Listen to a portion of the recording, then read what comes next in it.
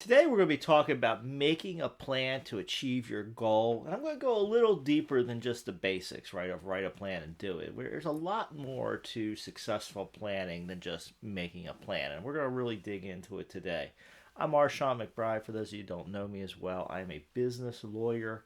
I have helped many businesses execute their plans. Personally, I have executed plans. I've moved through my career. I've started my own law firm. I've passed CPA exam. I've passed the attorney exam in multiple states as I've added licenses. So I have built and executed plans throughout my life. I've seen some of the reality of it. So, regardless of what your plan is, whether your plan is to build a YouTube channel, whether your plan is to build a business where a lot of this might come into play, whether your plan is to execute and further your career, or whether it's to build your financial success, there are some fundamentals to planning that come into play.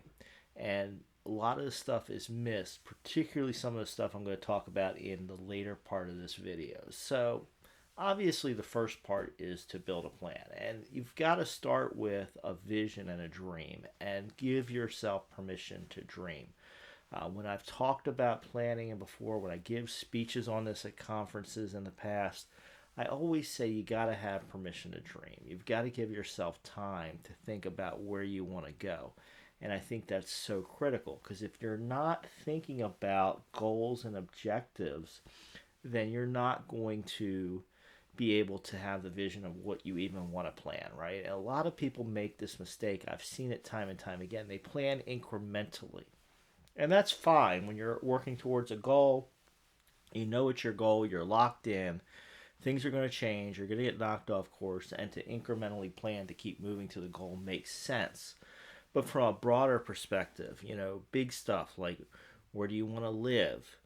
Do you want to change your state of residency and tax implications with that? Something I've covered on my other channel, which is regarding law and business, right? This channel is more about business planning and the future of business, but I've covered that, right? And if you're going to change your state of residence, there's a lot of different tests and things you want to think about going. If you want to change your country of residence, right? Big plans like this is stuff where you've got to have the inspiration and even in order to even know to make the plan, right? You're not going to come up and just start executing a plan to do some new startup, to do a move to a different country, to completely change your career, to change where you live, to make major changes in your personal life, right? You're not going to have the inspiration to do that unless you take the time to inspire yourself. Go for the long walks, go on a trip, reset, go away by yourself for a period of time. Whatever you need to do to allow yourself to get inspired and think about new things can be critical for this. So the first thing is you need to have permission to dream. You need to think before you even start thinking about a plan. Once you go from there, I always think in terms of bridges. So if you're here and your plan's there, what are the incremental steps to get you from here to there? And you're going to be more broad brush on the things that are farther out. So the things that have to happen, let's say you have a 10-year plan. The things are going to happen in year 5, 7, 9. You can be more general and vague on that. But as we start getting closer here in time, we get a lot more detailed about what exactly is going to happen. Right, year 5, 6, 7, 8, little hard to plan because we don't know what all the variables are going to be, right? We can paint with a broad brush. We do need to know how to connect the dots for the long distance planning. But for the short term planning and intermediate term planning, we really need to think incrementally of what do we need to do all the way down to when you start getting into that plan for this year, for this 3 months, almost into daily goals. Like, what am I doing every day in order to get there? Now, here's the big truth, and here's what a lot of people don't talk about with planning.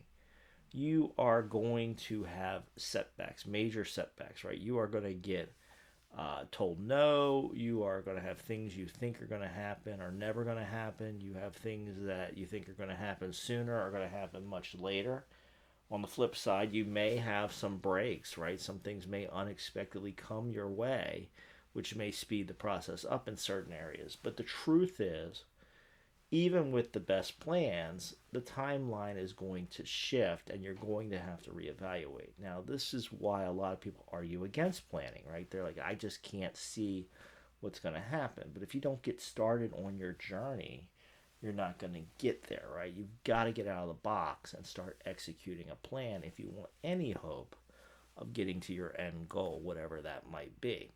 What you're going to need to do is sit down periodically and look how that plan's executing, what's working, what's not working, and make adjustments to your strategy.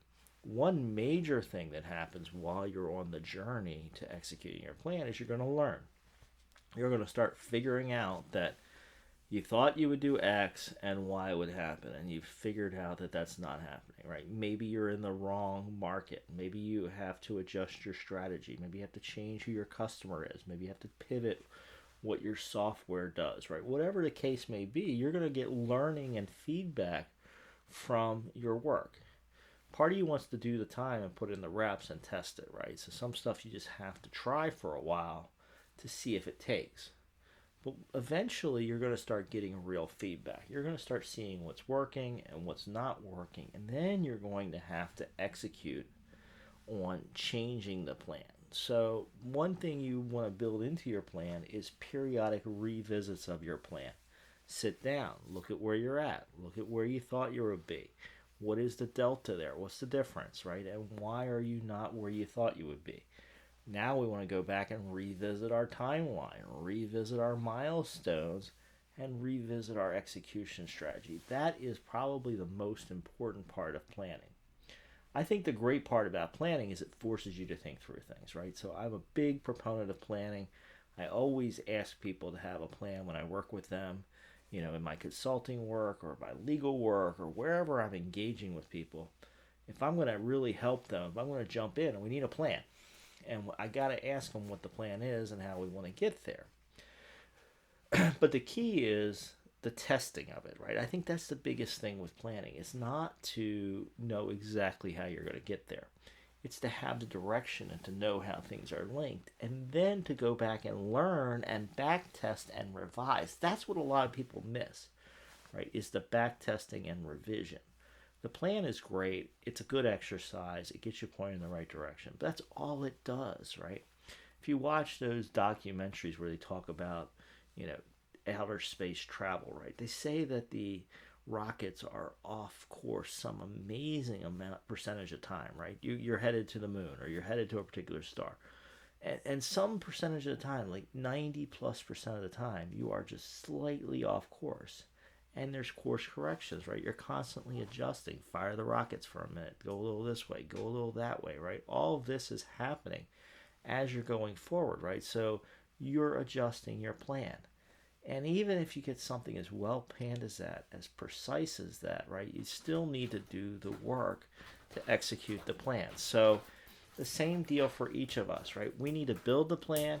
We need to think about how we're going to execute, and then we need to adjust the plan. That is the key. Let me know in the comments what you're planning, what questions you have about planning in the future of business. This channel is dedicated to the future of business. If you're interested in this type of topics, consider subscribing.